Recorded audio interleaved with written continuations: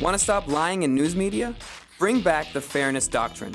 Recent studies have shown low marks for truthfulness in major corporate news outlets. News media wasn't always this way.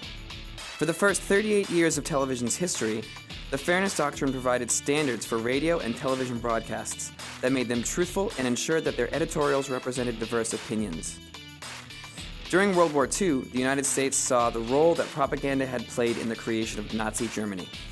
In 1949, the United States of America established the Fairness Doctrine, citing that news media should be honest, equitable, and balanced. The delivery of the news was a public trust whose service was to create a better informed citizenry. The Fairness Doctrine is flexible, allowing broadcasters to conform to its guidelines in any way they saw fit.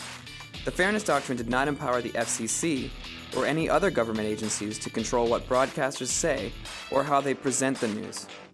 It set minimum guidelines for factual news and diverse editorials. U.S. citizens then had the right to challenge broadcasters when they thought there might be an issue. The Fairness Doctrine was upheld as constitutional by the Supreme Court in Red Lion versus the FCC in 1969. Against great public outcry not to do so, Ronald Reagan's FCC delegislated the Fairness Doctrine in 1987. Congress then passed the Fairness in Broadcasting Act of 1987 to make the Fairness Doctrine law. Once again openly defying the will of the people, Ronald Reagan vetoed the bill. The advent of cable television was cited as the reason. The argument was that with hundreds of channels, there was no longer the problem of scarcity. Now, all those channels are owned by 6 corporations. The Fairness Doctrine is needed when there is scarcity and no diversity of ownership. The Fairness Doctrine does not affect editorial, opinion, or discussion programs, except to say diverse opinions should be represented and news and opinion should be clearly delineated. Again, in this sense, it augments free speech by ensuring that underrepresented or potentially marginalized voices have a right to be heard.